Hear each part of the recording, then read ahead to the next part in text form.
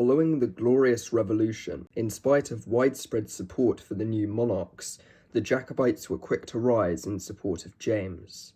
Catholic Irish condemned the Prince and Princess of Orange as usurpers.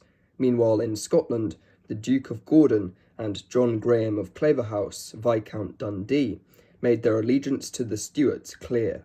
Gordon declared Edinburgh Castle in Jacobite hands, while Dundee set to raising an army of Highland clans who supported the Stuarts. Ewan Cameron of Lochiel was perhaps the staunchest supporter of the Jacobite cause among the Highland chiefs, and mustered 1,800 clansmen to fight with Dundee. In Lochaber, the Jacobite chiefs met and assembled their clan armies. The Camerons in Lochiel's regiment formed the core of Dundee's Highland army. The Highlanders were soon joined by an Irish brigade, 300 men strong and well armed with muskets. Meanwhile, James himself was in Ireland, where the Jacobite cause was strongest. He was busy rallying his own army to drive the usurpers from the throne.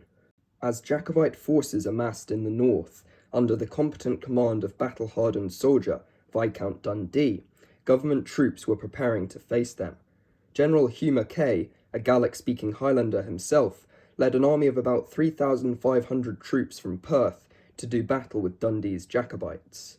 If Mackay failed, the Scottish lowlands would be open to invasion, and the Williamite cause would be in serious danger. Dundee led his Highland army south towards Blair Athol in July 1689. On the eve of the battle, Jacobite chiefs and Dundee held a conference of war at Blair Castle. The pass of Killiecrankie in Perthshire had been used as a route into the Highlands since the days of Robert the Bruce. In the summer of 1689, Mackay's government army advanced along the narrow woodland track, 3 abreast, with the cavalry out in front and the baggage train in the rear.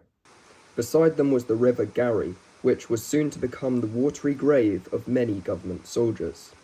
First blood went to the Jacobites, as an Athol hunter sniped a government cavalry officer in the pass. On emerging from the pass of Killiecrankie, the government army first laid eyes on their enemy, positioned atop the grassy slopes ahead of them, below the mountain of Craig Ulick. Mackay arrayed his men into battle order on the hillside, and decided to wait for the Jacobites to make their move. It was the 27th of July, 1689. Defeat for Mackay could allow Dundee's army to join up with Jacobites in Perthshire and Angus, with an invasion of the lowlands inevitable. The stakes were high. We the tension played so we're whipping ye all your German gear. We'll pass you neath the claymore sheer, thou feckless German laird. At the Battle of Killiecrankie, Mackay's army numbered around 3,500 men or so. It was mostly comprised of the Dutch Scots Brigade, veteran regiments from the Scottish Lowlands, and one from England. However, there were 2 inexperienced regiments which had been recently raised in the Scottish Lowlands and would prove a liability to Mackay's army. He also had 100 cavalrymen. The Jacobite force under Dundee was considerably smaller, probably around 2,500 men, and this was mostly comprised of clan levies, essentially militias raised by the chief.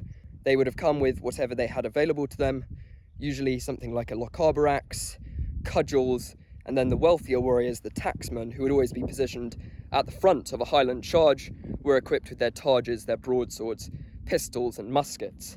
However, the Jacobite army was stiffened by a contingent of 300 professional Irish troops in Alexander Cannon's Irish contingent. Dundee's tactic was simple: wait on the high ground until the evening, when the setting sun would shine directly into the government army's eyes.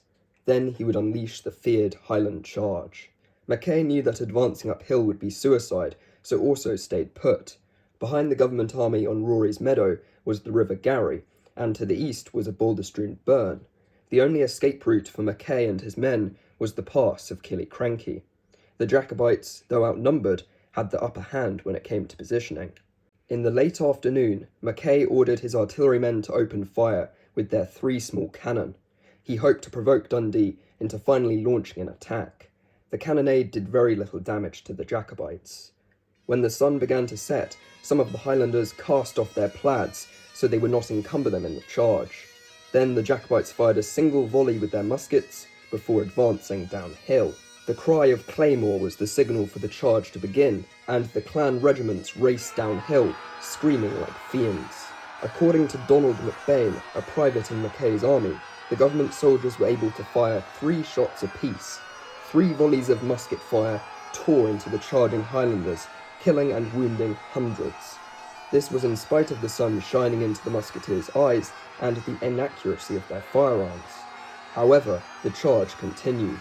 Donald McBain wrote that, "Without shoe or stocking, they advanced furiously upon us." Soon the Highlanders, wielding claymores and broadswords, ripped into the government army. The government troops were too late to plug in their bayonets. On the left flank of Mackay's army, it was a complete rout, while the centre and right of the government line put up a futile resistance, but soon collapsed as well. The battle itself only lasted about 15 minutes, though the killing would drag on into the night. At Killiecrankie, the Jacobites had won a Pyrrhic victory. 700 Jacobites were killed or wounded, and among them was Dundee, shot underneath his breastplate. Up to 2,000 government soldiers were killed or wounded during the fighting and the rout that followed. Although Mackay escaped the slaughter, many of his men were cut down in the pass or drowned in the Garry. McBain made a narrow escape across the gorge at what would become famously known as the Soldier's Leap. I went above the pass, where I met with another water, very deep. It was about 18 feet over betwixt 2 rocks. I resolved to jump it, so I laid down my gun and hat and jumped, and lost one of my shoes on the jump. The enemy pursuing hard, I made the best of my way to Dunkeld, where I stayed till what of our men was left came up. But if a stocky dirty flew, or had the old canoe flew, we'll break your setter you knew, thou feckless German lairdy. The Battle of Killiecrankie was a great victory for the numerically inferior Jacobite army. However, the cost was too high, and the loss of Viscount Dundee ensured the 1689 rising would fail. With Dundee dead, Alexander Cannon, leader of the Irish, took command of the Jacobite army. In August, the Jacobites attacked Dunkeld, a town not far from the city of Perth. However, they were held off in the streets by the newly raised Scottish Cameronian Regiment. No less than 300 Jacobites became casualties, while the Cameronians' casualties were light. When Cannon took command, Lochiel was greatly insulted and deserted, along with many of his Cameron clansmen. This, combined with heavy losses at Killiecrankie and Dunkeld, along with the coming of winter, put the Jacobite campaign on pause for the rest of the year. By 1690, the rising had lost all of its momentum, and was finally put to an end at the Battle of Cromdale in Strathspey. The Scottish government and the Williamite cause had won. In Ireland, in 1690, James and his Catholic Irish army would be defeated at the Battle of the Boyne. However, 3 more Jacobite risings would spring up over the following decades. The Jacobite cause was not yet dead.